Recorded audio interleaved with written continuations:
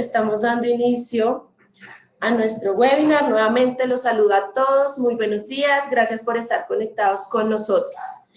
Recuerden seguirnos en nuestras redes sociales. Nos encuentran como @Stefanini-Latam. Me presento. Mi nombre es Diana Dueñas. Soy líder de mercadeo para Stefanini Colombia. Y pues el día de hoy tenemos una invitada muy especial. Nos acompaña Mari Ballesta desde Perú. Ella es comunicadora, tiene una maestría en comunicación empresarial y administración de empresas, es Scrum Master y Coach Scrum certificada. Actualmente es Head of Digital Business Latam para Stefanini.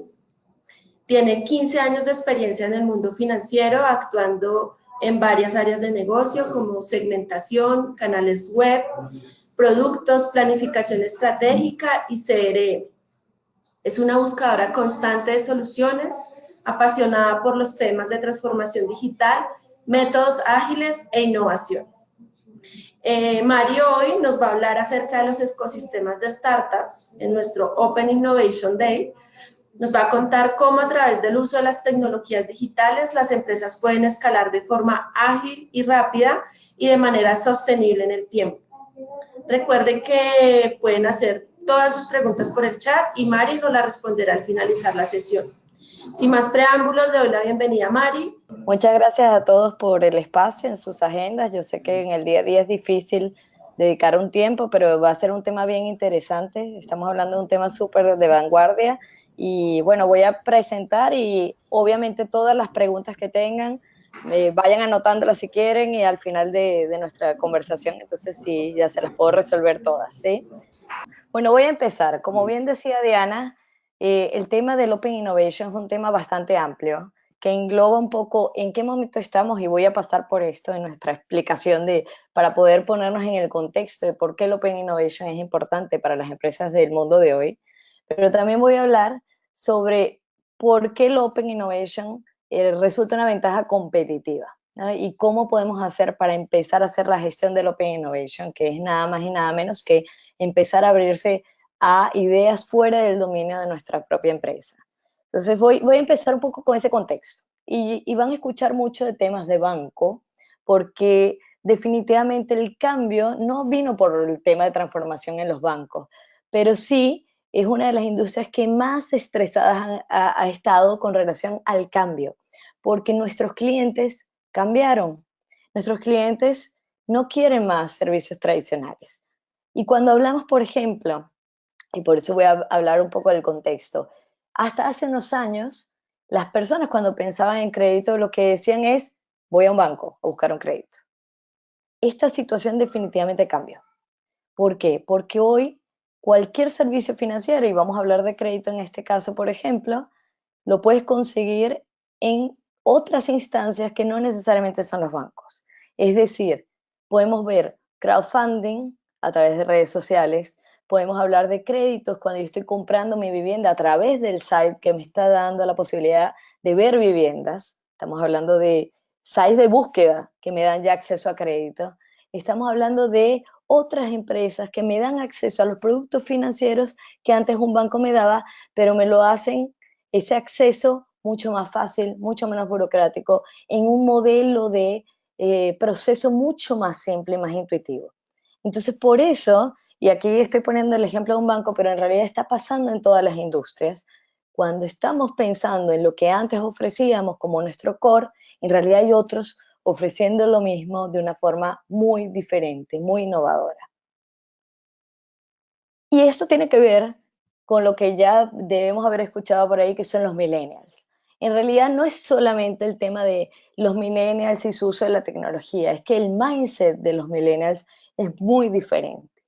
Y obviamente vamos a hablar de bancos de nuevo, porque uno de los íconos de los millennials es que es una generación no bancos. Es decir, ellos odian los bancos, pero en realidad, cuando estamos hablando del modelo mental de los millennials, ellos en realidad están abiertos a que otros tipos de empresas ofrezcan servicios que antes eran tradicionales de una forma mucho más customizada, más personalizada, mucho menos burocrática. Entonces, en realidad, el banco es el ícono que representa la burocracia, pero de nuevo, esto está pasando en todas las industrias. Y los millennials hoy representan 80% del consumo de todo el planeta. Digamos, queremos hacerlo más concreto, en América Latina, 30% de la población de América Latina son millennials.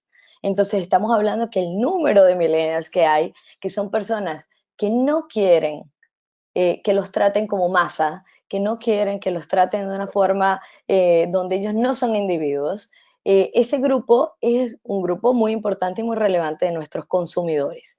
Y de nuevo, si no quieren bancos, ellos tampoco quieren esa misma burocracia en ninguna de las instancias de sus momentos de vida.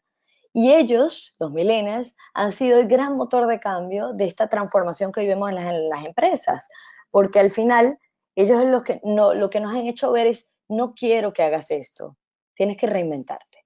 Entonces, es muy importante tenerlos muy en cuenta a la hora de empezar a pensar nuestro modelo de negocio.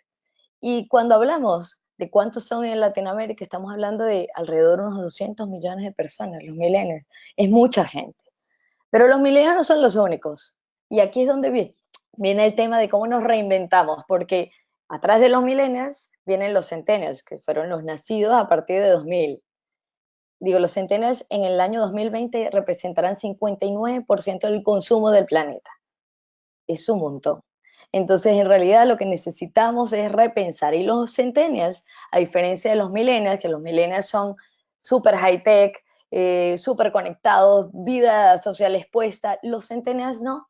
Los centennials son muy creativos, ellos piensan en la economía colaborativa. ¿Por qué? Porque han visto cómo el consumo masivo no lleva a nada. Entonces ellos empiezan a tener una visión de consumo racional más sostenible en el tiempo, que nos permita tener un planeta mejor. Y entonces este idealismo del centennial es importante, pero también son pragmáticos. Es decir, lo que yo te doy tiene que tener un cambio, una moneda de cambio. Es decir, yo necesito que tú como empresa me des algo y que ese algo además contribuya con el resto de mi sociedad. Entonces ellos piensan en visión ecosistema. Digamos, hoy pensando en nuestras empresas, nosotros ni siquiera estamos por lo menos imaginándonos cómo atender este tipo de clientes, y este es el próximo cliente. Y como esto, lo que está pasando es que la evolución tecnológica y la evolución de cómo vemos el mundo, cómo vemos la sociedad, cómo vemos la política, la economía, todo esto está impactando a los modelos empresariales. Pero nosotros no hemos logrado en las empresas llevar la velocidad para acompañar la velocidad de los cambios sociales que tenemos hoy en día. Entonces, lo que está pasando es que se está comenzando a ver una reducción clara del modelo tradicional hacia modelos otros. Y si vamos a ponerlo, por ejemplo, en un número, estamos hablando de que, por ejemplo, en América Latina se redujo casi 35% de la cantidad de bancos minoristas. Y esto es un número bastante considerable. Es decir, ¿por qué? ¿Se dejaron de producir productos financieros? No, definitivamente no. Pero lo que está pasando es que la cartera de los servicios financieros comienza a migrarse hacia fintechs. Y hoy vemos, por ejemplo, fintechs nada más y nada menos son las startups que producen una oferta de servicios financiera. Entonces vemos que las fintechs hoy concentran mucho de lo que era la cartera original de los bancos. ¿Significa que se acabó el mundo bancario? No, definitivamente no, pero hay que empezar a transformarse. Esto tiene impactos en retail, en industria. ¿Por qué? Porque las personas con las que tratamos son las mismas. Si ellos quieren experiencias diferentes en un banco, también la van a querer en otros sectores. Entonces, ser digital, lo que sucede es ya no es una opción. O nos convertimos en digitales, y aquí, ojo, digital tiene un concepto. Digital no significa solamente estar presente en el mundo digital, sino pensar en el cliente que está en la era digital. Ese cliente puede ser un nativo digital, como un millennial. También el centennial será un nativo digital porque nació con un tablet en la mano, pero también puede ser un no nativo digital. ¿A qué me refiero? El no nativo digital hoy tiene que transitar por mundos digitales y su forma de pensar también es diferente. Estamos hablando de un baby boomer, ya usa WhatsApp para comunicarse en su día a día, ya hace algunas cosas que no hacía algunos años atrás y que necesitamos atenderlas de forma diferente. Entonces, cuando vemos que hoy ya no es una opción, estamos refiriéndonos, por ejemplo, a que en la banca las operaciones en cajeros automáticos y canales virtuales ya pasaron de lo que era 25% hace unos 3 años hoy a 78% de las transacciones se hacen en este tipo de canales. No importa qué segmento, no importa qué generación, la gente está transaccionando en el mundo digital. En retail, lo que está pasando es que también hay una migración, por ejemplo. Vimos hace unos 5 años era 10%, hoy estamos a 25%. Entonces, claro que el retail se mueve a un paso un poco diferente. ¿Por qué? Porque yo lo que necesito es transformar la experiencia física, porque el retail va a seguir teniendo una experiencia física, pero ¿cómo hago para transformar esa experiencia física para que dé los mismos beneficios, la misma experiencia fluida de una experiencia digital? Entonces, el gran tema es, toda esta revolución viene porque la innovación comenzó a surgir en todos los continentes, pero en América Latina sin duda vemos un ecosistema de innovación muy, muy importante. Hoy tenemos 1.500 fintechs en América Latina. Nuestro reto, y yo creo que parte de este surgimiento de estas fintechs viene por allí, es la bancarización y darle acceso a la población. Digo, eso es parte del nicho que ha sido de alguna forma desatendido y que las fintechs vinieron a llenar. Las startups también, porque la democratización se logra a través de tecnología. Entonces, lo que pasó es que las fintechs aprovecharon este momento, esta falencia del mercado para generar valor. ¿Y cómo lo hicieron? Definitivamente con un modelo revolucionario.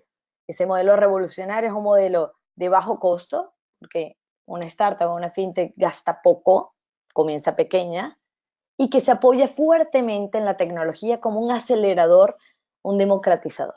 Entonces, en realidad, la tecnología no es el propósito, pero ayuda a que yo pueda hacer las cosas de una forma mucho más fácil, más intuitiva y mucho más rápida.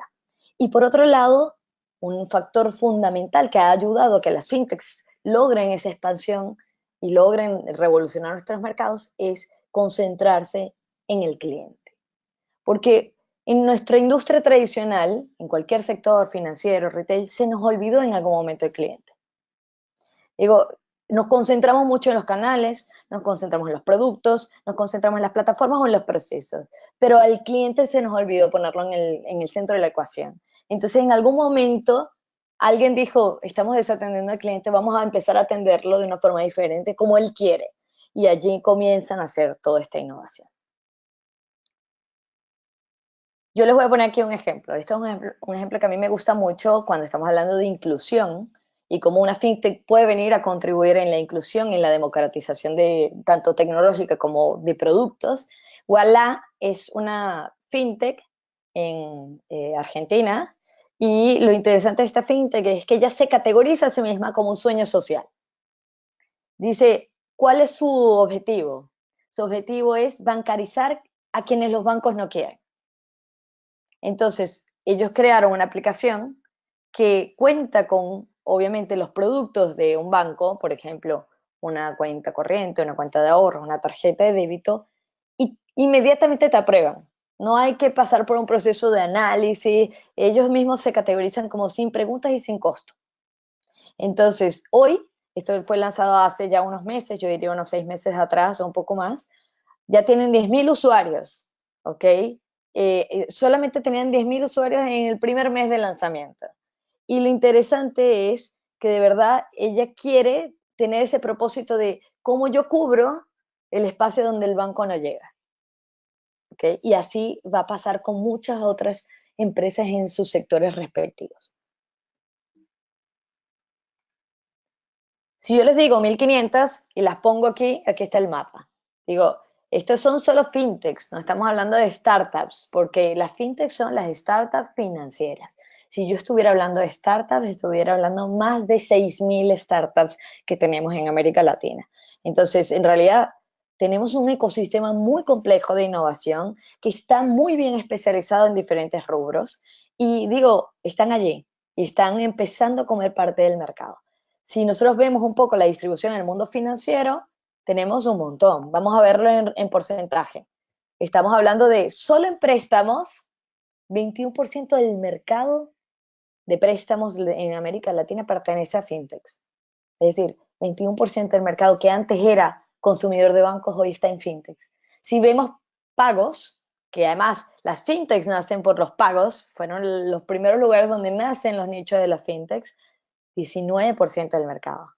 Pero en realidad viene creciendo mucho. Por ejemplo, todo el personal finance management viene creciendo. Hace unos años era menos del 5% y estamos ya en 9%. Toda la parte de crowdfunding viene creciendo mucho. ¿Por qué? Porque viene esta nueva generación de los centenarios más colaborativa. Entonces veremos nuevas formas de financiamiento, nuevas formas de acceso a los productos que antes no teníamos. Y como yo les decía, en América Latina lo que está pasando es que venimos consolidando el ecosistema de innovación. Entonces, si vemos por país, por ejemplo, Brasil obviamente es el líder porque además viene trabajando hace unos años ya todo el tema de transformación e innovación en el mercado, inclusive la regulación. En 2015 ya había cambiado para poder atender este nacimiento de las fintechs. América Latina, el resto de América Latina, todavía estamos, venimos acelerando en los últimos 2 años, pero estamos un poquito atrás de Brasil. Sin embargo, miren, tenemos un México con casi 300 fintechs, una Colombia con 148, una Argentina con 116, Perú ya está en 63, aquí está en 57, pero ya tenemos 63. Entonces, en realidad, comenzamos a crear este ecosistema bien complejo. Y si yo les digo sobre las empresas con título, además, unicornio, en América Latina tenemos 3 empresas unicornio. Para que entiendan el concepto de empresas unicornio, las unicornios son aquellas que están valoradas en más de $1.000 millones. Digo, son bastantes. Algunas unicornios que yo les puedo decir, conocidas, son Nubank, que es una empresa, una fintech de tarjetas de crédito en Brasil, PagSeguro, 99 Taxis, y una muy conocida que la deben haber visto, que es como Rappi, que viene además diversificando. Comienza como una aplicación de domicilios y hoy en realidad inclusive vemos movilidad. Entonces tenemos una fuerza y una complejidad de innovación en nuestro ecosistema de América Latina muy interesante, pero hay que aprovecharlo. Digo, ¿qué está pasando? No nos podemos quedar estáticos viendo cómo esto crece y los sectores tradicionales siguiendo el mismo camino de siempre. Lo que hay que empezar a ver es cómo hacemos frente a este escenario complejo y cómo ganamos ventaja con este escenario. Y yo les he hablado de los unicornios, pero en realidad ya estamos más complejos. Ya estamos hablando de decacornios. Y los decacornios es aquellas empresas que nacen como startups y que superan los $10.000 millones. Esto es impresionante. Digo, este número es abrumador inclusive. Entonces, decacornios hay unos 261 en el mundo. ¿Ok? En América Latina todavía no tenemos decacornios, pero digo, para allá vamos. Muchas de estas empresas que hoy son unicornios en América Latina pueden llegar a ser decacornios rápidamente.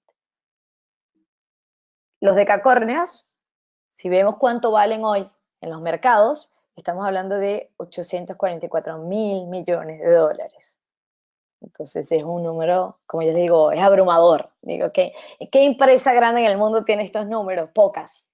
¿Ok? Entonces, digo, no podemos subestimar el tema de cómo la innovación está de alguna forma materializándose y comiendo el mercado que antes era de las empresas tradicionales. Entonces, nuestra pregunta es, ¿quién gana la batalla? ¿Quién gana la batalla de atender a los nuevos clientes? ¿Ustedes qué creen? ¿Que en los modelos tradicionales podemos atender a los nuevos clientes o serán estas nuevas empresas las que atienden a los nuevos clientes? Es una pregunta. No solo fintechs, startups como en todo. Yo creo que es un mix, si me preguntan.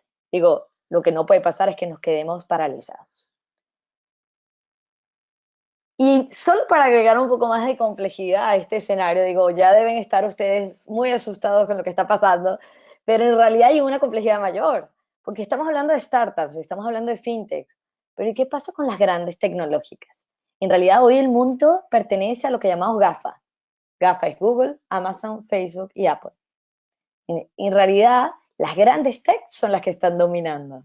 Y las grandes tech trabajan de forma transversal la innovación. Es decir, ellas nacen en un nicho, digo, Google nace como un buscador, pero en realidad ya empieza a crear un ecosistema de servicios, una plataforma de servicios que le permite atender a su usuario de punta a punta y no ser solamente un buscador.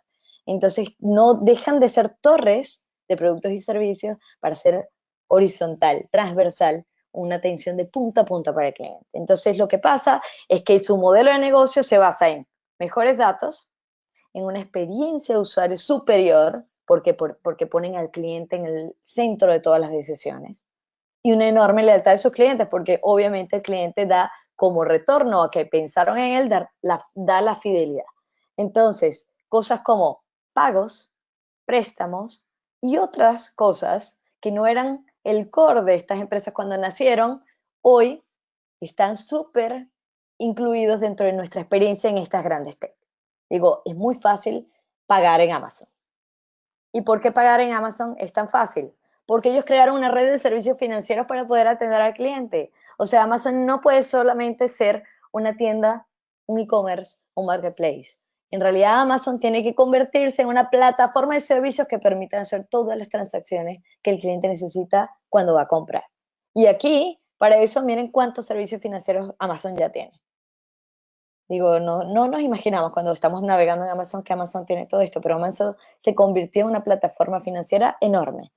Google también, Google tiene bancos, Facebook tiene bancos, entonces en realidad tenemos una situación bien compleja. Y Amazon, digamos, antes la veíamos lejos, como, bueno, Amazon está en Estados Unidos. No, Amazon está en América Latina.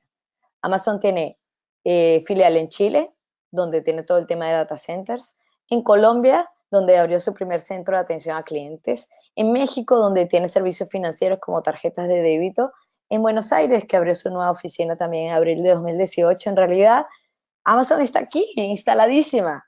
Y yo no estoy ni hablando de Facebook, ni estoy hablando de Google, que también tienen no solamente oficinas, sino tienen negocios efectivos dentro de la región. Entonces, teníamos un problema de fintechs y startups que vienen comiendo un poco el mercado, y ahora tenemos también las grandes, que además tienen un poder y un empuje mucho mayor que las fintechs. Entonces, ¿qué hacemos? Esa es la pregunta. ¿Qué hacemos? No nos podemos sentar y llorar, ojo, esa no es la opción. Pero cuando hablamos de todo el tema de la experiencia, yo quiero mostrarles por qué es que es tan relevante esa experiencia cuando estamos hablando de las grandes tech. Y voy a poner un video, ojalá que corra bien para que lo vean, pero estamos hablando de toda la parte de Google Pay.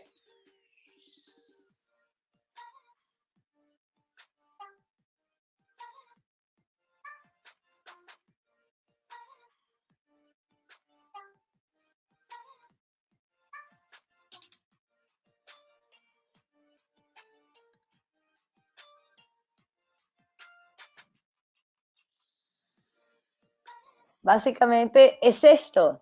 La experiencia significa, cuando yo les hablo del modelo centrado en la experiencia, es básicamente esto. Yo no hice nada, solamente puse mi smartphone en la terminal de pago y pagué. Y esto tiene una complejidad enorme, y quienes trabajamos en industrias o sabemos que esto no es tan simple. Digo, una plataforma robusta tiene que acompañarme para poder hacer esto, pero en realidad lo que pasó es que le facilité la vida al cliente. No le hice abrir ni siquiera la aplicación. Entonces, en realidad, cuando estamos hablando de este nuevo mindset, este modelo mental diferente que tienen los millennials, ellos ya tienen esto.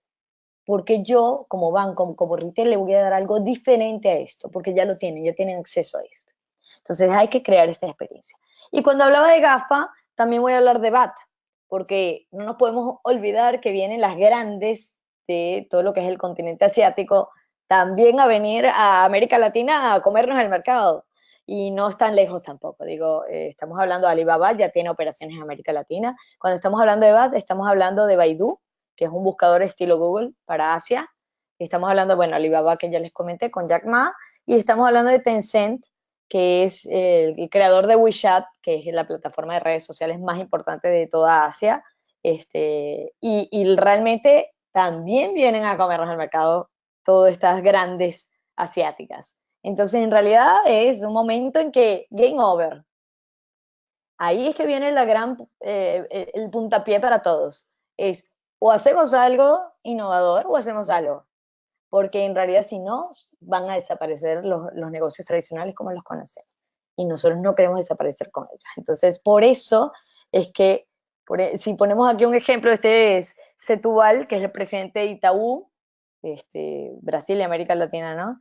y dice que él nunca ha pensado en los últimos 3 años, nunca ha pensado en tecnología como ha pensado en los últimos 3 años. ¿Por qué? Porque en realidad la tecnología de nuevo no es un fin, pero es el acelerador. Entonces, si queremos buscar innovación, necesitamos buscar especialización tecnológica de alguna forma. Entonces, ¿cuál es nuestra conclusión a todo este escenario que parece muy asustador, ¿no? En realidad lo que pasa es que no podemos competir. Lo que tenemos que entender es que la verdad es que tenemos que aprender y colaborar con este ecosistema. ¿Por qué? Ellos tienen cosas que definitivamente nuestros modelos de negocio no tienen. Una es la agilidad de poder implementar rápido y cambiar las cosas cuando no funcionan, probar y cambiar. La innovación. Además, hay un mindset de no arriesgarse en las organizaciones tradicionales, ellas no lo tienen. Digo, las startups nacen con esta propensión a arriesgarse, a hacer cosas que a lo mejor no funcionan, pero vamos a probarlas, pero también en un medio controlado. No vamos a gastar grande dinero en esto, vamos a probar cosas que se pueden probar baratas. Y la habilidad para atender las necesidades del cliente, que de nuevo esto es clave en el tema de por qué han tenido tanto éxito las startups o las fintechs en este mundo de innovación. Entonces, si ponemos de nuevo el tema de los bancos ya entendieron el mensaje y los bancos están empezando a apostar en lo que es este tipo de empresas. Están haciendo no solamente aceleración, como están haciendo compra, adquisición y ventures de fintechs. ¿Por qué? Porque como banco o como empresa yo no tengo capacidad de reaccionar tan rápido como una fintech, pero ella sí. Entonces, como yo la incorporo a mi forma de trabajo, como yo la incorporo a mi ecosistema de trabajo. Y los bancos, a diferencia de las fintechs, tienen algo que no tienen las fintechs, que es capital, conocimiento del mercado, porque también eso es una debilidad a veces que tienen las fintechs conocen al cliente pero no conocen el mercado, y los recursos. Entonces, esa capilaridad que tiene el banco puede ser complementaria a lo que puede dar la fintech en innovación y en modelo disruptivo. Entonces, esa combinación es la ganadora. Nosotros no vamos a poder competir con las grandes techs si no empezamos a ver esta capacidad. Entonces llegamos a lo que llamamos la era del platformication. Y todo el mundo me dice, wow, qué término tan extraño. Pero en realidad el platformication es un término en donde estamos viendo cada vez más cómo empresas y fintechs o startups se unen de forma estratégica para crear plataformas de productos y servicios. Entonces ya les voy a explicar un poco cómo se ve esto, ¿ok? Pero en LATAM, más del 70% de los ejecutivos creen que van a asociarse con alguna fintech en los próximos 3 años, una fintech o startup en los próximos 3 años.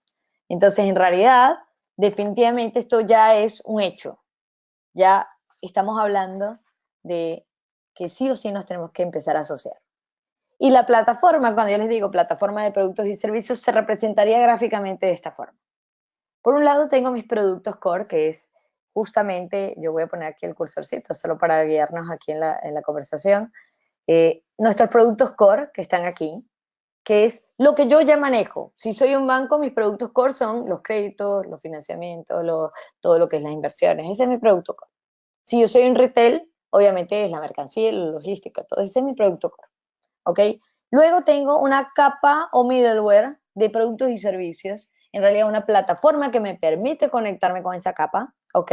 Y esa capa middleware lo que me permite es justamente tener acceso al mundo donde yo hoy no tengo dominio, que es el mundo donde las fintechs están actuando, sea a través de nuevos productos, sea a través de nuevos servicios agregados al producto que yo tengo. Y les voy a poner de nuevo un ejemplo. Una plataforma que yo siempre menciono es el banco invisible. ¿Qué significa eso? Dentro de unos años, Alexa, Google Assistant serán nuestros bancos. No hay un banco, no hay una marca, no hay un Santander, un BBVA, no hay. Va a ser Google, va a ser Alexa. Pero en realidad lo que está pasando es que existe un banco o varios bancos por detrás que van a conectarse a servicios de clima, a servicios de, por ejemplo, calendars, a servicios diferentes y me van a dar a mí como cliente final una experiencia de punta a punta. Es decir, yo ya no tengo un banco, yo tengo un asistente. Ese asistente me acompaña en mi día a día con todo. inclusive con mis compras. Y yo no veo, por ejemplo, cómo retail no se va a asociar a los bancos. En realidad esto va a venir y vamos a tener que trabajar en esto. Entonces, lo que está pasando es que las empresas tienen que empezar a construir esta capacidad de middleware para poder conectarse con las fintechs con quienes van a colaborar. Entonces hablábamos de hoy, porque hablamos también de 3 años. Hace un slide yo hablaba de hace 3 años, dentro de 3 años, 70% de los ejecutivos esperan asociarse con alguna startup. Hoy, 40% de las instituciones de América Latina ya se encuentran trabajando en asociación con fintechs. Entonces, estamos hablando de, hoy en día hay 3 tendencias grandes sobre la digitalización, y cuando hablamos de digitalización es la nueva era digital, ¿ok? Uno es la simplicidad, y estamos hablando de que los productos y los servicios sean simples, que yo no tenga que tener esfuerzo como cliente para entender las cosas. Cuando hablamos de Google Pay, exactamente esa sensación. Pero eso en todos los tipos de servicios, no estamos hablando financieros. Ojo, yo pongo muchos casos financieros porque, de nuevo, es la industria que más presionada viene al cambio, pero en realidad esto está pasando en todos. Luego, otra de las características que son importantes atender en esta nueva era es la ventanilla única. Y cuando hablamos de ventanilla única es la experiencia más allá de la omnicanalidad, porque cuando yo escucho muchas empresas que me dicen, no, queremos una estrategia omnicanal, en realidad es multicanal. Pero en realidad cuando estamos hablando de omnicanal es que yo me sienta igualmente atendido con la misma experiencia en el canal físico, en el canal online, no importa, yo soy la misma persona, quiero ser atendido igual y además con inteligencia. Entonces, cuando nos referimos a ventanilla única, es la integración de todo lo que me permite vivir la misma experiencia. La personalización. Y de nuevo, esto tiene que ver con quién estamos conversando. Estamos conversando con centennials, estamos conversando con millennials. No quieren ser trabajados por las empresas como clientes masa. No quiero ser un segmento, yo quiero ser Mari. Entonces, en realidad, si nosotros no empezamos a cubrir estos 3 puntos, va a llegar alguien y las va a cubrir. Entonces, lo que se está empezando a ver es cómo algunas tecnologías pueden permitir esa complementariedad de estrategias. Entonces, estamos viendo cada vez más realidad aumentada como un componente clave en la mejora de la experiencia del cliente. Estamos viendo RPAs para mejorar los procesos back, porque sin el proceso back arreglado, como yo soy eficiente en el proceso front. Estamos viendo mucho social y seamless business. ¿Qué significa? Que yo no tengo que decirle a mi cliente, ven a mi aplicación, ven a mi canal. Es yo voy a donde está el cliente. Y les pongo un ejemplo aquí. Consultar mi saldo a través de Instagram. Yo no tengo que ir a la aplicación de un banco para consultar mi saldo. Yo lo puedo ver en Instagram. Ya van a ver cómo.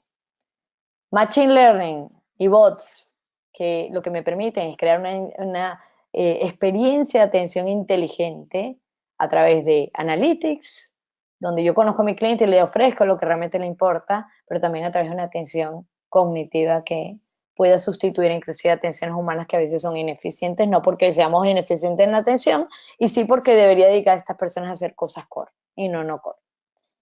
Y blockchain en realidad es una tendencia que la vamos a ver un poco más lenta en general que otras, pero lo importante aquí es que esto es el reflejo de esta complejidad de ecosistema. ¿Y quién tiene estas tecnologías? ¿Quién trabaja con esto ya? Las fintech, las startups. Entonces, por eso es que, porque vamos a ir a inventar, a crear un área de blockchain dentro de nuestra empresa, si podemos traer a alguien que ya sabe y que ya está trabajando hace unos años en esto. Entonces, lo que decimos, de nuevo, el game over. No se puede obtener resultados diferentes si hacemos lo mismo. No podemos hacer lo mismo. No podemos querer internalizar todo. Eso ya no funciona. Pero tenemos que trabajar bajo los nuevos esquemas. Esos nuevos esquemas son cómo innovamos. Y aquí es importante hablar sobre qué es innovar. Innovar es la capacidad de implementar una nueva práctica. Pero ojo, esta nueva práctica no puede ser solamente una nueva práctica. Tiene que ser algo que crea valor. Algo que realmente funciona y funciona para bien. Entonces, si no está creando este valor, si es solo una nueva práctica, estamos hablando de creatividad. Creatividad es originalidad. Entonces, innovación no es creatividad. La creatividad es algo que yo no había visto y que lo puedo adaptar a una situación. Ahora, ¿eso creó valor? No necesariamente. La innovación es solamente innovación cuando estamos siendo competitivos, cuando estamos aportando valor a alguien. Entonces, si no existe un valor para alguien, la empresa, el cliente, digo, es creatividad, es una linda idea, pero probablemente nadie la use. Entonces, esto es importante. En América Latina la innovación es todo un desafío porque nosotros no tenemos entes formales o pocos en realidad que apoyen la innovación de forma adecuada.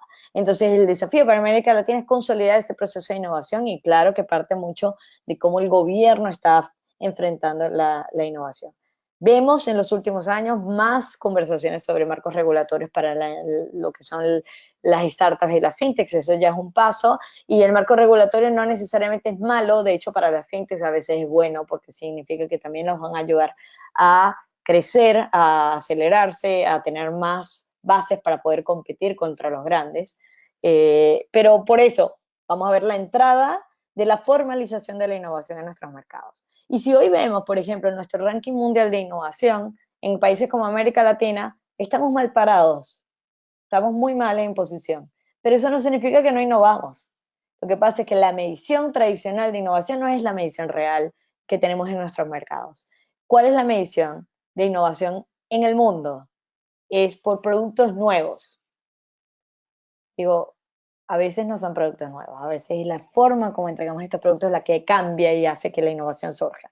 Entonces, en realidad lo que está pasando es que no estamos midiendo bien el impacto real de la innovación, que ya lo vimos un poco cuando vimos los números y cómo las empresas están surgiendo en América Latina. Entonces, nuestro desafío en América Latina es comenzar a ayudar a este ecosistema de innovación a ser más maduro a través de las personas que trabajan en este ecosistema y de los modelos de negocios que logramos crear que sean cada vez más sofisticados y más colaborativos.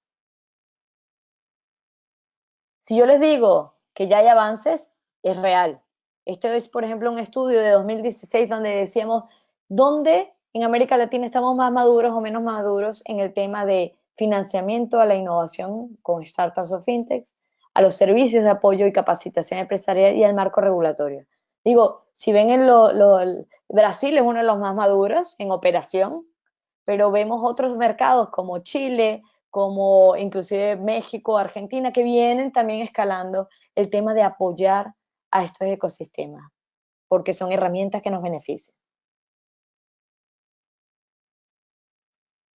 Entonces, llegamos al punto clave, ¿cómo hacer para gestionar la innovación en una organización? Ya sabemos que es importante, ya sabemos que no es una opción, pero ¿cómo hacemos?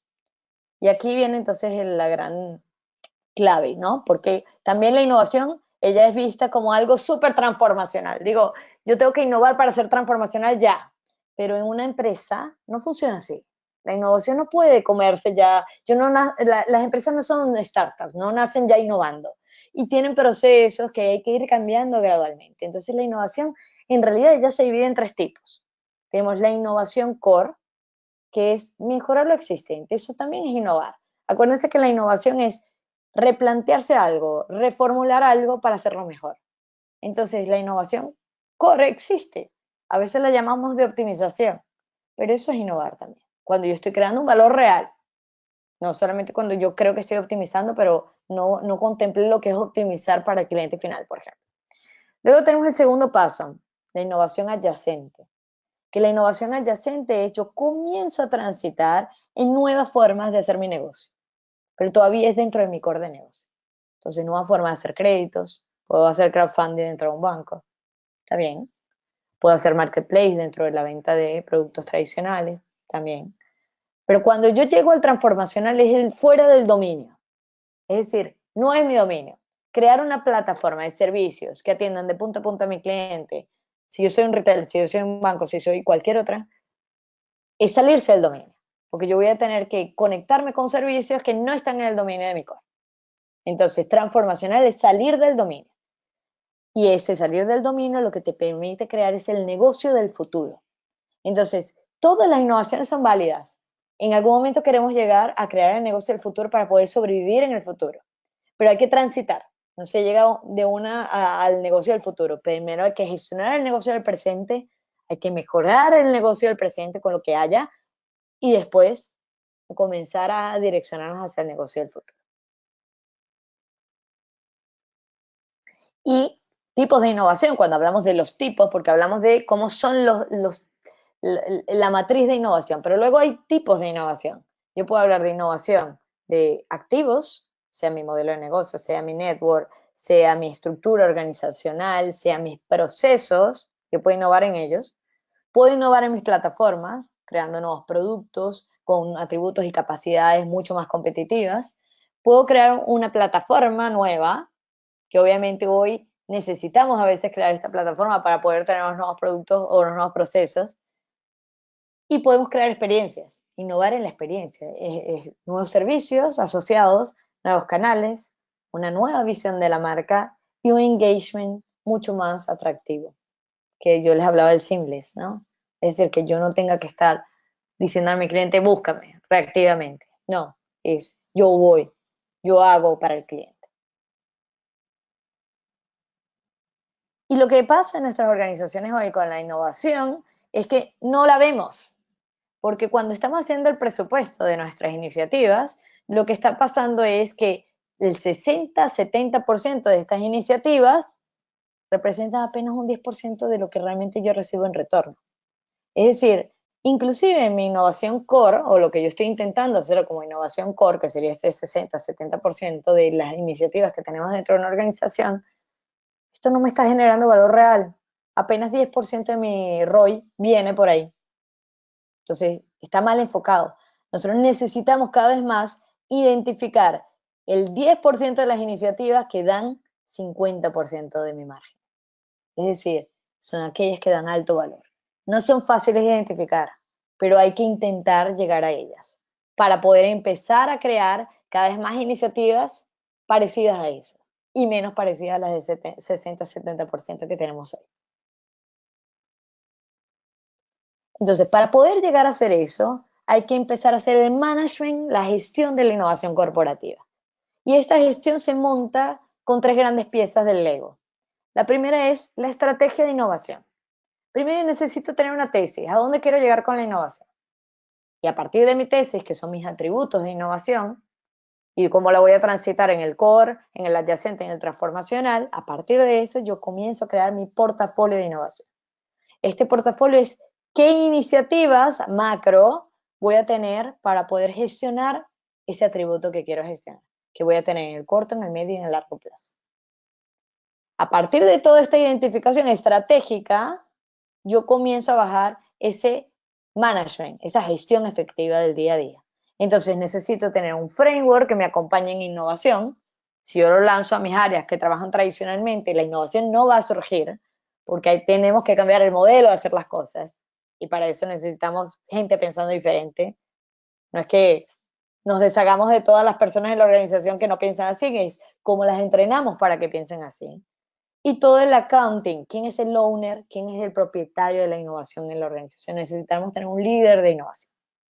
Este líder es el que va a hacer que este framework funcione. Y luego, los equipos que practican la innovación, efectivamente.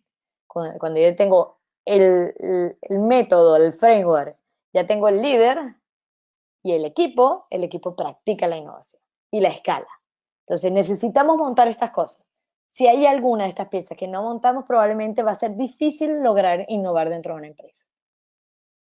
Ahora, lo que pasa, y he visto mucho esto, es que la innovación comienza a limitarse en laboratorios. Es decir, nos vamos a la práctica.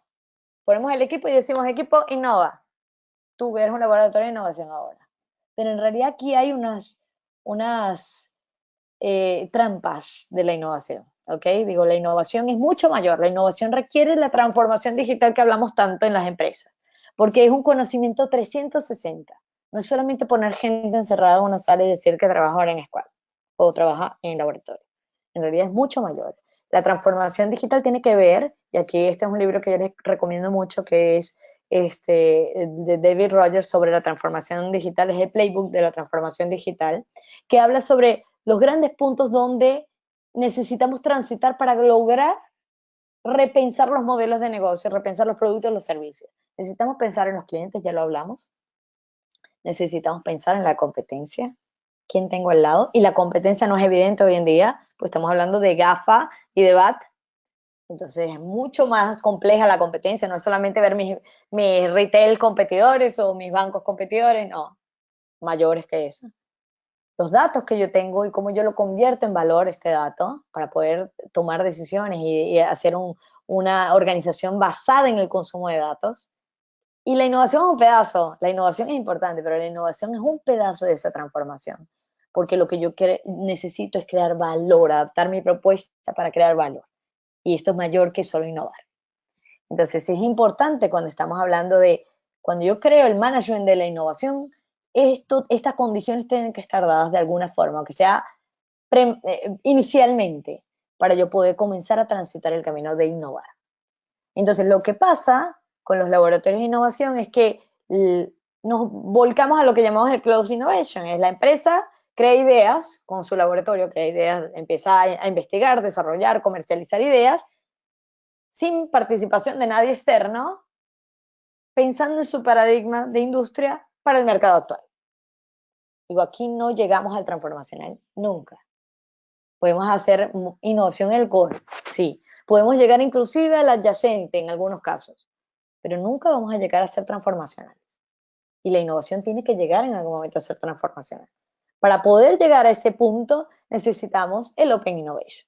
El Open Innovation significa que yo tengo ideas que vienen de dentro, pero también tengo ideas y tecnologías que vienen de fuera y complementan mi investigación, mi desarrollo y por fin la comercialización de mis productos y servicios nuevos. Y esos productos y servicios nuevos atienden al mercado actual y atienden nuevos mercados también. Entonces comienzo a escalar mi poder, mi valor para la sociedad. Sí, por eso es que el Open Innovation comienza a ser vital, porque esto es lo que hacen las grandes tecnológicas. Ellas no se quedan en su dominio, ellas van fuera de su dominio. Entonces, cuando estamos hablando de innovación abierta, estamos hablando de conocimiento, de apertura, de capilaridad, estamos hablando de cómo conseguir un mejor resultado de negocio con ideas que vienen de adentro y de afuera y que van a dar realmente el engagement que yo estoy buscando. Y obviamente minimizando todo lo que es el riesgo de la innovación. Porque cuando yo combino esa idea interna y la externa, yo como conocedora del negocio sé los riesgos, pero puedo ver las capacidades que puedo tener de hacer algo diferente con lo que tengo afuera. Entonces, una visión mucho más amplia. Entonces, lo que pasa en la mayoría de las organizaciones es que se quedan en el Open Innovation Challenge, que es una de las fases de la innovación, que es hacia adentro. Comenzamos a hacer desafíos de innovación hacia adentro. Digo, la idea para poder llegar a crear valor es llegar al ecosistema de innovación, que es justamente el estado más avanzado de un programa de innovación. Entonces, este tránsito hay que empezar a crearlo dentro de las empresas cuando nosotros ya tenemos, por ejemplo, un laboratorio. Obviamente se comienza con un laboratorio, pero necesitamos migrar. Entonces, cuando hablamos un poco de cómo se vería esta migración, es del outside para el inside innovation, que es justamente este entrelazamiento entre lo que hay afuera y lo que hay adentro. Ay, me pasé un poquito. Entonces, ¿cómo es el proceso? Yo comienzo con inside innovation. Yo primero comienzo a crear una plataforma para construir algunas soluciones, ¿ok? Una plataforma interna. Puedo iniciar una competencia de ideas interna, puedo construir un portal para invitar a todo el mundo a que comience a dar ideas, puedo crear un laboratorio. Digo, el laboratorio no es un bicho feo, por lo que estoy diciendo aquí. El laboratorio en realidad es una instancia, pero que necesitamos hacer rodar más que solo quedarnos en el laboratorio. Nombrar un user project de innovación, lanzar un desafío a la comunidad externa y comenzar a co-crear con esta comunidad. Y allí esta plataforma se retroalimenta y crea una plataforma mucho más robusta de innovación, un portafolio de innovación mucho más competitivo. Y esto hay que medirlo. Digo, la innovación de nuevo tiene que crear valor. Como yo sé si creo valor o no, midiendo. Entonces yo necesito por un momento tener los objetivos que yo me planteé en mi portafolio de innovación y luego ir midiendo mis avances en cada uno de estos objetivos, si es disruptivo, si es incremental, si yo logré hacer transformación o no, pero necesito medirlo.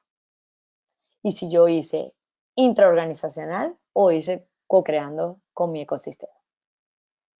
Es casi un cubo, es una matriz de indicadores que hay que montar. Entonces, yo voy a avanzar un poquito. El 90%, y por eso digo, los laboratorios no son bichos feos, pero el 90% de los laboratorios, por ser inside, fracasan. Es una trampa de la innovación. ¿Por qué? Porque hay un teatro de la innovación. Digo, montamos el espacio, ponemos a todo el mundo a pegar postes en las paredes, a usar los modelos cool de trabajo y pensamos que esto es innovar. Está muy lejos de esto, innovar. Otra cosa es, ¿por qué fracasan? Porque el resto de la organización, cuando tú encierras al laboratorio y dices, tú innovas, y él está de alguna forma diciendo indirectamente al resto, tú no innovas. Entonces empezamos a crear una torre de innovación en donde algunos son privilegiados innovando y los demás comienzan a ser los anticuerpos de la innovación, son los detractores, porque él sí está innovando y yo no puedo, no me consideras capaz de innovar. Entonces yo voy a ser detractor de ese laboratorio de innovación. Y hay otra cosa importantísima, de nuevo, que como yo les dije, hay que medir si los objetivos que nos planteamos en la innovación hacen match con lo que yo estoy entregando. Lo que le pasa a los laboratorios al final es que hay una falta de conexión con la estrategia. Muchas veces se encierra el laboratorio y dice, comienza a probar nuevas cosas. Ok, pero ¿y cuál es el objetivo del negocio de probar nuevas cosas? Quiero crear un nuevo producto, quiero crear un nuevo nicho de competencia, yo quiero comenzar a atacar nuevos clientes. Tiene que haber un propósito que es mucho mayor que solamente el probar tecnologías emergentes.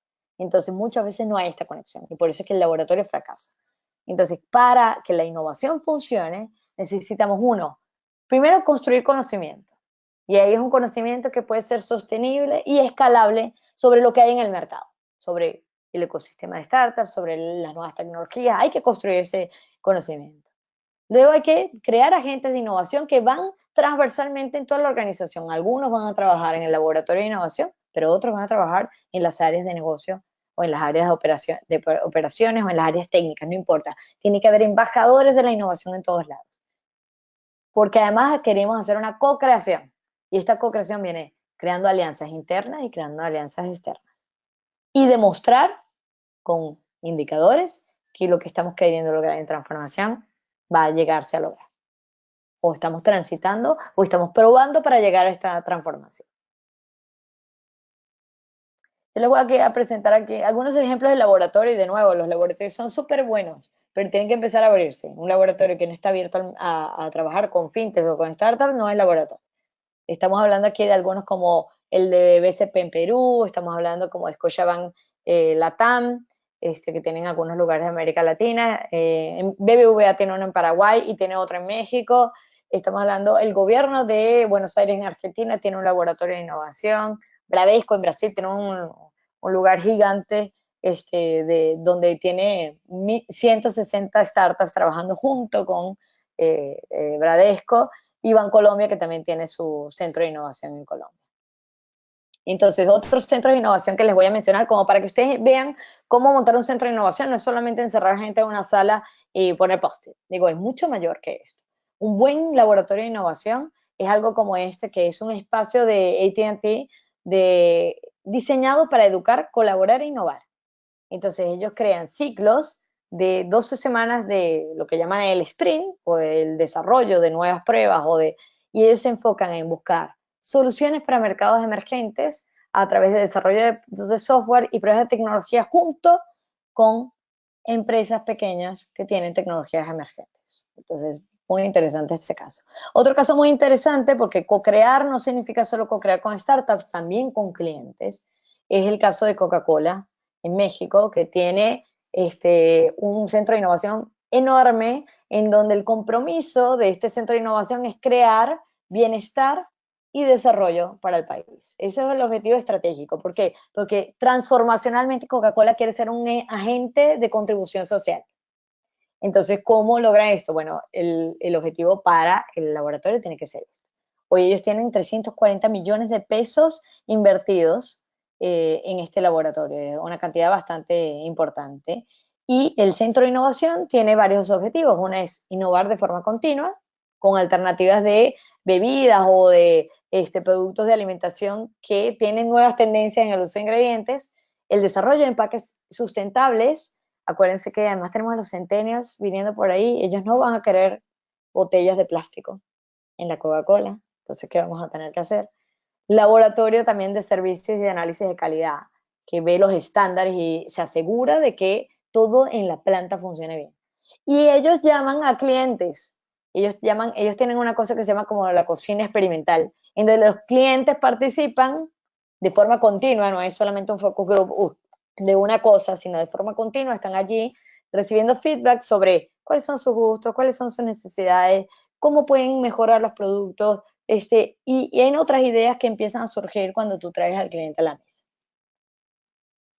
Bradesco, ya les decía, tiene 160 startups, entonces lo que hacen allí es realizan investigaciones y experimentos de nuevos productos y servicios, hacen el engagement de la transformación digital, entonces el laboratorio comienza a ser el taller de transformación de todo el banco, porque acuérdense que Bradesco es un banco que viene transformándose, pero es un banco tradicional en Brasil, es el tercer banco, el mayor de Brasil, y lo que intenta hacer es convivir con fintechs, con partners y a veces inclusive con clientes para poder comenzar a hacer esa transformación de los productos y servicios financieros. BCP, yo les comenté, BCP tiene 180 personas trabajando en este laboratorio de innovación en Perú, y aquí hay algunos resultados. Ellos crearon una fintech llamada Yape, que es una aplicación que te permite hacer transferencias bancarias solamente con tu celular. Crece Más, que es una aplicación para empresas, y todo el bot. Esto fue originado en el laboratorio de innovación. Bayer tiene, por ejemplo, un laboratorio de innovación muy diferente, que es un campo de cultivos donde comienzan a hacer justamente ensayos de cómo lograr ingredientes más activos y desarrollar nuevos productos. Y además, co-crean con los agricultores de este campo. Y ahí empieza a generarse ideas muy diferentes y mucho más eficientes para la producción. Entonces, hay mucha novedad para escoger allá afuera. No podemos hacer las cosas solos, ese es el mensaje. Definitivamente no. Y yo les voy a poner aquí ejemplos. Si nosotros quisiéramos hacer un carro inteligente, necesitaríamos, sin duda, conocimientos de, si yo fuera, por ejemplo, Fiat, Volkswagen, cualquier otra, necesitaría conocimientos de inteligencia artificial, necesitaría Big Data, necesitaría Analytics, Internet of Things. Digo, para competir con Tesla, siendo yo una automotriz, necesitaría un montón de cosas. Solo no lo puedo hacer. Necesito ir a quien tiene esta tecnología. Pues yo además como core del negocio no me interesa tampoco crear otras plantas que tengan este tipo de tecnologías. En el caso, por ejemplo, de banca, a mí este caso me encanta, que es cómo yo creo una oferta atractiva en olor para crear más awareness o más engagement a la compra de un crédito. Digo, ¿qué? Hay un banco, ya voy a hablar cuál es este banco, que usa elementos de user experience, tecnología, analytics, y esto obviamente co-creando con fintechs que tienen estos elementos, o startups que tienen estos elementos, y comienza a probar en algunas de sus sucursales cómo los olores tienen influencia en la compra de un producto financiero. Y digamos, es loco. No, en realidad están reinventando la forma de compra. ¿Y quién está haciendo esto? Santander en Argentina está haciendo eso. Entonces, en realidad, el mercado entiende el valor que tienen las fintechs, las startups, y por eso vemos cada vez más aceleradores. Digo, desde 2012 está Startup Chile, está Guaira, está Startup México, Startup Perú. Digo, vemos un montón de aceleradoras que permiten además que nosotros como empresa tengamos más confianza en traer a estas pequeñas empresas con nosotros. ¿Por qué? Porque tienen el respaldo de alguna aceleradora, de algún ente que ya les dio soporte, y nosotros continuar esta relación para escalarla. Entonces, la pregunta es, ¿cómo comenzar este modelo de innovación para hacerlo realmente abierto?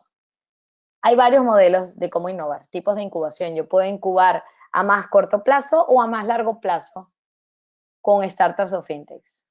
Yo puedo ir más hacia el core o hacia lo transformacional. Obviamente, en la medida que voy a lo transformacional, es más tiempo. Entonces, hay varios tipos de modelos. Estamos hablando, por ejemplo, del M&A, que es la adquisición de una empresa, el retorno de la inversión va de 1 a 3 años. Entonces yo adquiero una startup que tiene una tecnología que me interesa, de 1 a 3 años puedo, inclusive, si lo trabajo bien, conseguir algún retorno. Luego tengo el Internal R&D, que es justamente la innovación interna, el lograr a través de un laboratorio interno que surjan ideas de toda la organización. De nuevo, un laboratorio interno abierto internamente también. Y allí desarrollan productos y servicios nuevos, pero miren cuánto se demora.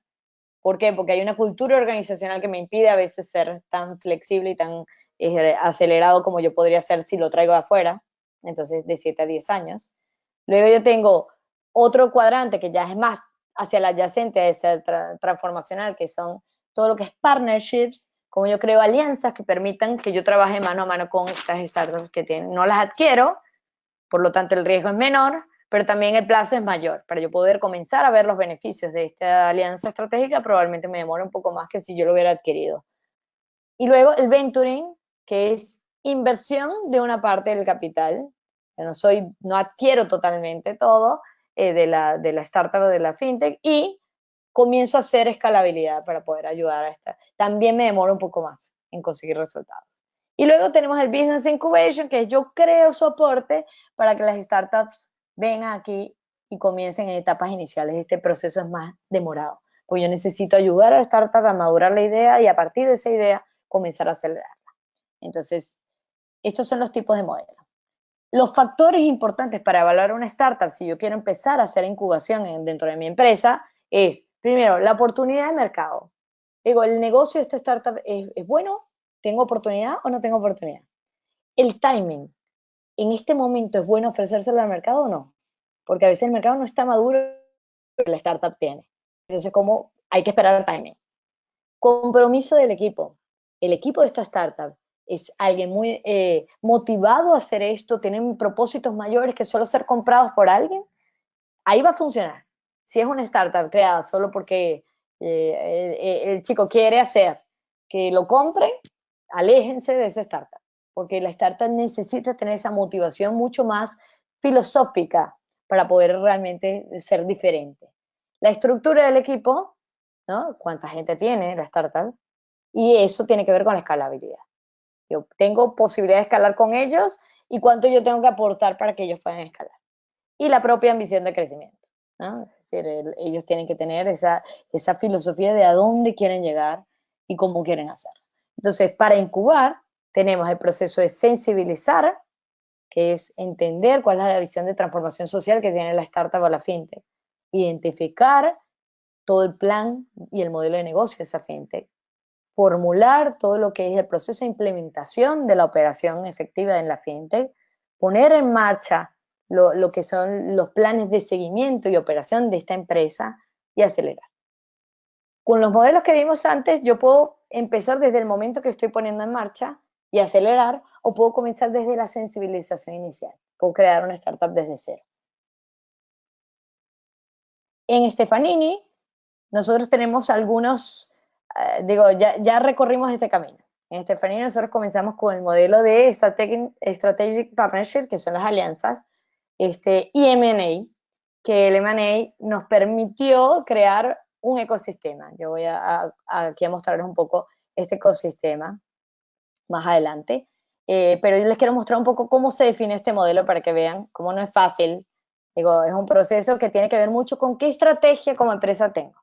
Entonces, en Stefanini nosotros creamos el programa de aceleración de startups llamado Open Startups, con nuestro objetivo principal de ampliar la oferta actual de Stefanini con productos y servicios de alto potencial. Entonces, primero era aumentar la oferta, era crear una reputación de innovación en el mercado, porque obviamente yo quiero ser open, y un deal flow para M&A. Es decir, eso es una vitrina que me permite ver a quién yo voy a adquirir en un futuro. Entonces, es un tema que nos ha permitido crear condiciones para además atender punta a punta a nuestros clientes en las jornadas que necesitan. Entonces, cuando estamos hablando de cómo fue el primer proceso cuando montamos el programa, hicimos prospección y ahí vimos cuáles eran las entidades claves del ecosistema que nos tenían que acompañar en esta prospección, fondos de inversión, mecenas que iban a aportar, las propias aceleradoras, aliados estratégicos, el network interno que vamos a necesitar. Luego hicimos una etapa de selección y negociación, y a partir de esta etapa lo que hicimos fue seleccionar 8 empresas de 500 que se postularon para poder empezar a acelerar. Y obviamente aquí hubo criterios de, obviamente, de nuevo, timing, oportunidad, atractividad en el mercado de la oferta en sí, de la startup. Y después un ramp-up comercial, que es, hicimos un onboarding, ayudamos a crear la estrategia go-to-market, la planificación de todo lo que es el plan operativo, cómo hacíamos, cómo los ayudamos a generar demanda, cómo hacíamos nosotros el shadow comercial, cómo nosotros los ayudábamos a crear KPIs y monitorear estos KPIs. Entonces, nuestro compromiso era ayudarlos a hacer mucho más escalable su negocio y obviamente nosotros poder tenerlos dentro de la vitrina de lo que son las soluciones punta a punta que Stefanini ofrece. Entonces quedó más o menos así nuestro ecosistema. Cuando yo les hablaba del ecosistema, estoy hablando básicamente de esto. Estoy hablando de soluciones que vienen desde nuestro programa de startups, que hoy tenemos más de 20 startups que trabajan en las oficinas de Stefanini, lado a lado, y nosotros las aceleramos y las ayudamos a crecer. Luego tenemos alianzas estratégicas en LATAM, porque LATAM geográficamente es más difícil. Por ejemplo, el programa de Opera Startup está en Sao Paulo, en nuestra oficina de Stefanini. En LATAM, como tenemos muchos países, lo que tenemos es alianzas estratégicas y ayudamos a estas empresas también a crecer, les damos mentoring. Y por otro lado, trabajamos con el gobierno y con las universidades para proporcionar frameworks de sociedad que permitan hacer crecer este ecosistema de innovación. Y nosotros tenemos el grupo Stefanini, que son parte de empresas que hicimos de M&A, que también fueron startups o pequeñas o medianas empresas que compramos para poder realmente consolidar el negocio, que es muy específico en cada una. Tenemos analytics, tenemos inteligencia artificial, tenemos marketing digital, tenemos industrialización, tenemos muchas empresas interesantes dentro de Stefanini. Ahora, ¿cómo nosotros organizamos, ya que tenemos todo este ecosistema de innovación abierto? En realidad creamos jornadas.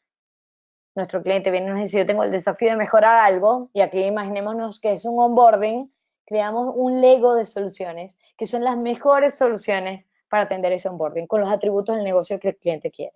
Entonces eso significa que vamos a hacer plugin de N soluciones que están en este ecosistema y que ellas son de nicho, ellas ayudan a un tipo. Por ejemplo, una solución de biometría. En un onboarding, una solución de biometría puede ser importante o puede no serla, dependerá de lo que yo quiero crear como experiencia, pero yo tengo varias opciones de onboarding con biometría que puedo crear, sea de startups, sea de Stefanini, sea de grandes players que tenemos también como aliados. Yo les voy a poner como para terminar unos casos de qué se puede hacer con innovación abierta. Este es el caso de Banco Original. El Banco Original es el primer banco 100% digital de América Latina. Nosotros ayudamos a crear este modelo. Y aquí lo interesante es que nace este banco, de hecho no tiene sucursales físicas, nace con un onboarding 100% digital en 2015. Y este onboarding fue creado con este plugin de soluciones. De hecho, trabajamos con 3 startups que veníamos acelerando para crear este onboarding. Entonces, si ellas no hubiéramos podido hacer un onboarding tan bueno como fue, creó un impacto de, en un año, este banco ya estaba abriendo 1/3 de lo que abre un gran banco en el mercado de Brasil, en cuentas. Tenemos otra para que ustedes vean cómo se puede hacer a través de la innovación abierta abordajes muy diferentes.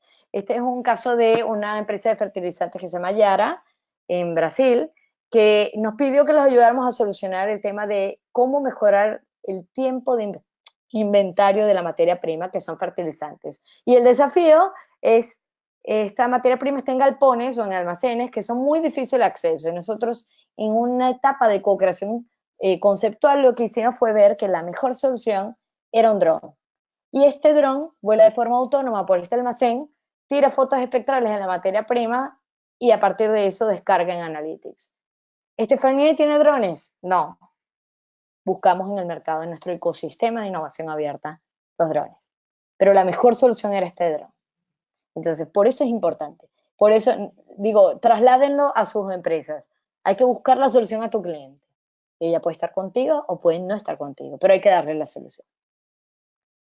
Y lo que logramos, el resultado fue evidente. Pasamos de un inventario de 24 horas para 20 minutos y una precisión de 90% para 98% en el tema de lo que es el levantamiento efectivo del inventario. Otro caso interesante es el caso de Belcor, que estamos trabajando desde Perú para ayudarlos en realidad aumentada en todo lo que es la aplicación del e-commerce, para que los clientes puedan probarse los productos, las clientas puedan probarse el maquillaje y todo esto.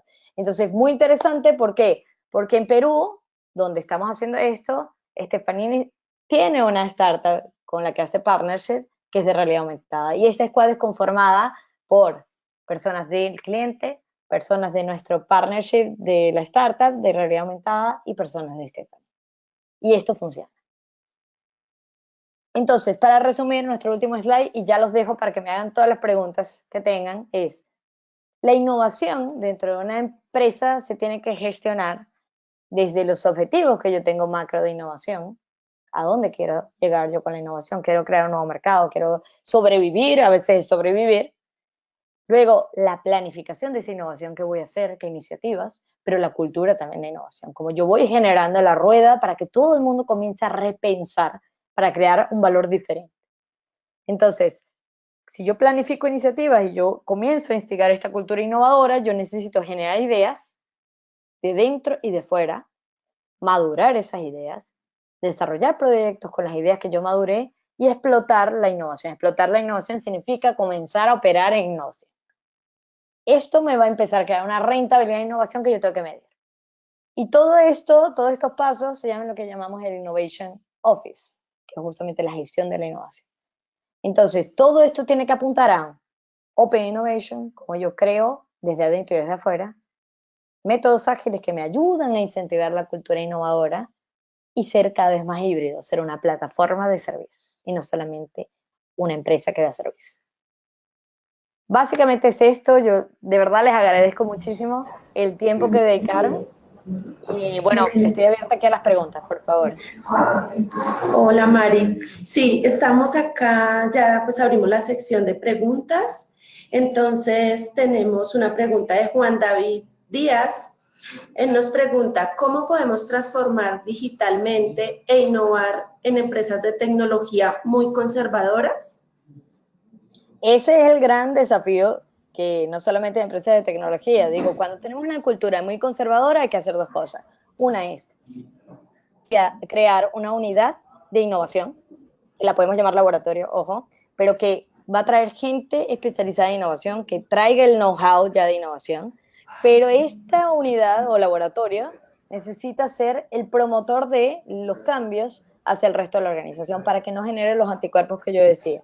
Entonces, lo que necesita es crear embajadores que transiten en los dos mundos y que a partir de ese tránsito y ver cómo las cosas comienzan a funcionar diferente en este nuevo formato de trabajo, empiecen a escalar todo el tema de innovación. Eso no es algo fácil, digo, transformar la cultura de una organización, mínimo 3 años para hacerlo, no es algo fácil. Por eso, si yo le quiero dar velocidad a la transformación, necesito crear una unidad especializada en innovación. Pero de nuevo, el fracaso de esta unidad depende del grado de apertura que yo le voy a dar al resto de la organización. La clave del éxito aquí es como voy transitando este formato de innovación que yo creo, instalo dentro de mi organización hacia los otros lados de la organización. Perfecto. Mari nos pregunta Ivette Ocampo, ¿cómo puedo transformar en el sector inmobiliario para brindar plataformas de servicio? Y el mercado inmobiliario para mí es subestimado en el poder de transformarse. Digo, la experiencia que yo necesito crear para quien está viendo una casa nueva, porque lo que hay que pensar es, ¿qué quiere la persona que está yendo a buscar una casa nueva?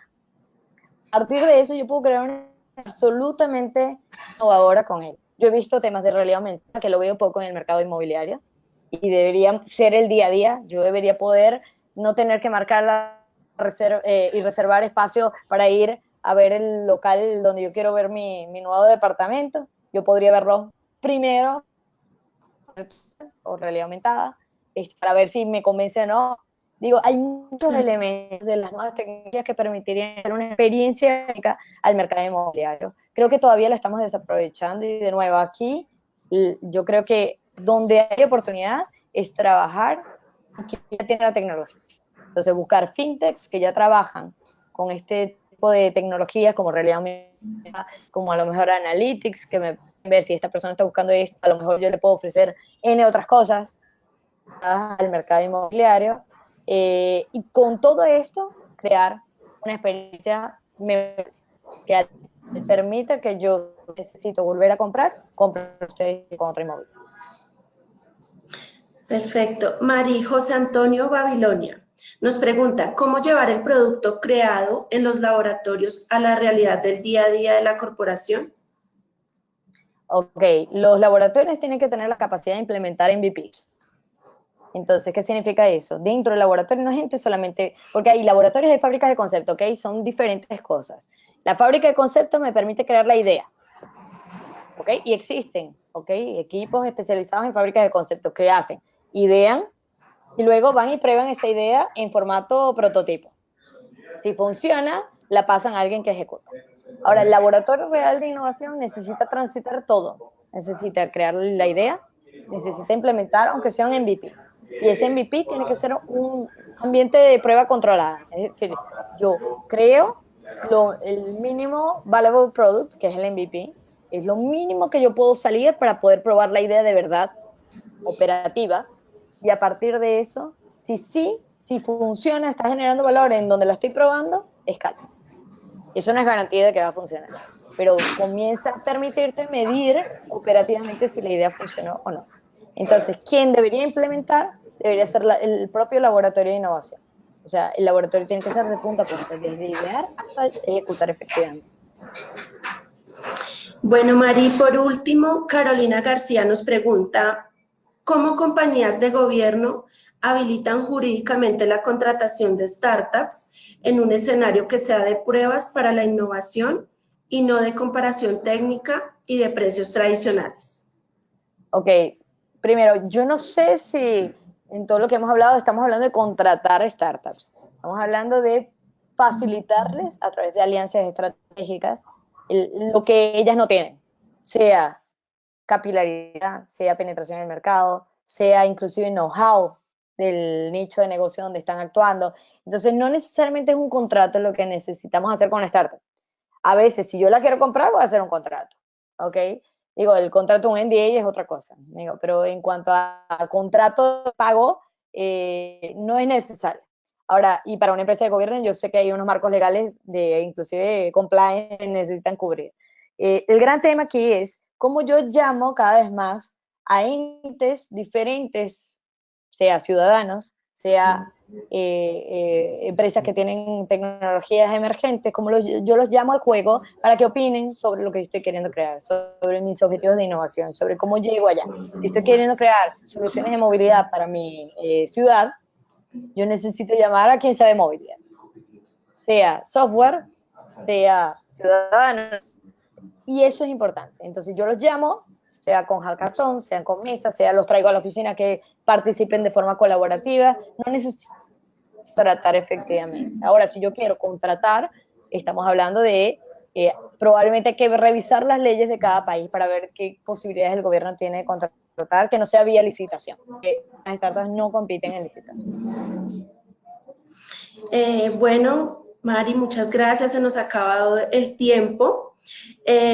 Pues quiero darle las gracias a todos por su asistencia, por su participación en este webinar. Fue pensado en ustedes, buscando nuevos aprendizajes y pues a todos que están involucrados en este mundo digital. Agradezco a Mari por su tiempo, por compartir con nosotros esta información. Y pues quiero contarles que vamos a estar compartiendo las memorias del webinar por el correo electrónico con el que se registraron. Si se nos quedaron algunas preguntas, también vamos a responderlas por correo electrónico. Y no olviden seguirnos en nuestras redes sociales como Estefanini Natán. Muchas gracias y feliz día para todos. Muchas gracias a todos por su tiempo y espero de verdad que les haya servido. Y cualquier duda, por favor, háganosla llegar a través de nuestros canales, que sin duda se las responderemos. Perfecto, Mari, mil gracias. Gracias.